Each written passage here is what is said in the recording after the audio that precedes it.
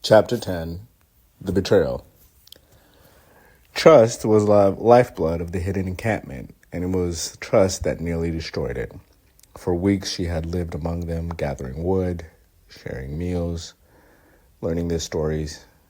Every night she listened to debates about resistance. Every dawn she joined the labor that kept the fires burning.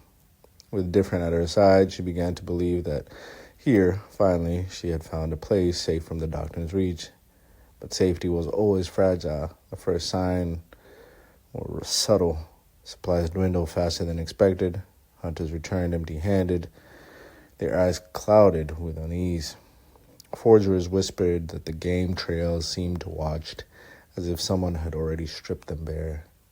When patrols vanished, leaving no trace, the whispers grew teeth.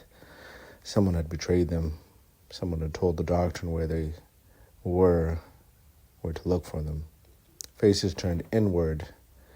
It turned toward her, the outsider with a scarred palm. Suspicion grew like weeds in the cracks of stone. She felt in their faces, and the way voices dropped when she passed. Only the silver-haired women defended her, reminding them of the night she had stood against the torches and blades. If it is not her, others argued, then it is one of us. And if betrayal has found a place here, then we are already broken. We're already destroyed. We're already captured. At night, she lay awake beneath the low roof of her shelter, listening for footsteps that never came. Every creak of wood, every shift of fabric became threat. Yet it was not fear for herself that gnawed at her. It was fear that the encampment, fragile proof that freedom could exist and might collapse under suspicion alone. The betrayal did not arrive in whispers. It arrived in a fire. It arrived one dawn where the guards at the cliffs did not return. By the time others went to search, settlement soldiers had already descended like wolves. They found torches lit in the valley. Arrows whistled through the pale morning air. And then screams tore across the camp. After that, children fled between the shelters, their cries swallowed by the thunder of boots. She seized the spear, her scarred palm burning with every thrust. Around her, chaos reigned. Women pulling children into their trees, men shouting orders that vanished under the clash of steel. The encampment was under siege, and it was unprepared. The unity was untested in the true battle. Smoke stung her eyes, yet she fought, each strike driven not only by rage but by the desperate need to defend what had become her first home. Through the haze she saw him, the traitor. He was here. He had arrived. He was no longer a notion. He was no longer a figment of her imagination. He was at her doorstep. A man she had spoken with often, who had once sat by fires and shared stories of a settlement he claimed to flee. Now he stood beside the invaders, torch in hand, his eyes hollow but resolute. She recognized this betrayal. It was not born of doctrine but of fear. Fear of hunger, fear of laws, fear of survival demanded sacrifice instead. He had traded them for a promise of his own safety. Her blood surged with fury at that moment, and as she lunged toward him, spear raised, but a hand seized her arm. Of all people, it was different. His scarred head shook once, his eyes anchoring her. Not now, he murmured, steady even as arrows hissed overhead. Survive.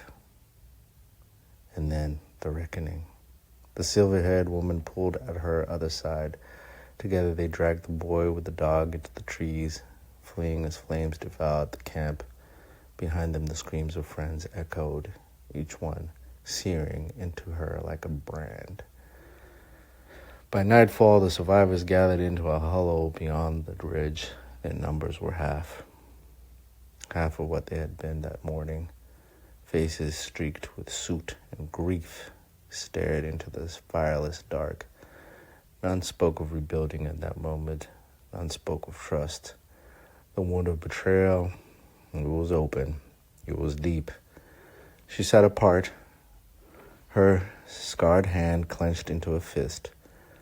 The boy wept silently against the silver-haired woman's shoulder. Different sat across from her, his face shadowed, the scar on the back of his head catching a glint of moonlight. His silence was not absence, it was endurance, and somehow it was also strategy. And as she looked at him, it gave her strength. Whispers broke among the survivors. Some demanded vengeance, swearing that the traitor's blood must one day pay for the lives he had sold. Others spoke only of leaving, of scattering into the wild. They were weak, never again risking the hope of belonging. The encampment, their fragile city of defiance, had fallen in a single freaking day. She felt the truth of it settle heavy on her chest. Freedom was no longer a dream of safety. It was a war of survival. And betrayal had shown her that the enemy was not only the doctrine's hunters, but the weakness within their own ranks, within their own hearts, within their own faith. Different's voice broke the silence at last, low, steady, and meant only for her to hear. We will not hide, and we cannot hide. Not now, not ever, and not for forever. If we run, the doctrine will continue and will devour every little spark of our freedom one by one. These words struck her like a blade sharpened on truth. She had wanted not to belong. Now she saw that belonging without resistance was an illusion. To carry freedom forward at any time in history or any time in the future, she would not need to just rise beyond survival. She would need to be embodiment of that freedom, and that meant doing whatever it required for freedom. She whispered the vow that she had never forgotten. Her voice steady despite the tremor in her chest. I will not break. Even here, even now, I will not break. And this time, it was not only defiance, it was a promise of bringing war to the battle. Around her, the survivors sat in silence, their grief heavy as ash. And in that silence, she felt something stir.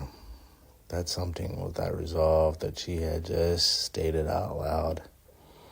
And right at that moment, her and Different grasped each other's hands.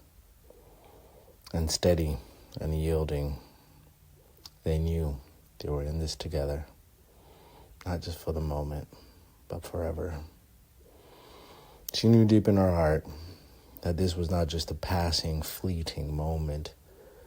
She knew that this road ahead would not lead back to any sort of safety, any resemblance of normal. There was no going back. If they wanted war, they would bring it. Betrayal had stripped illusion away, left only truth.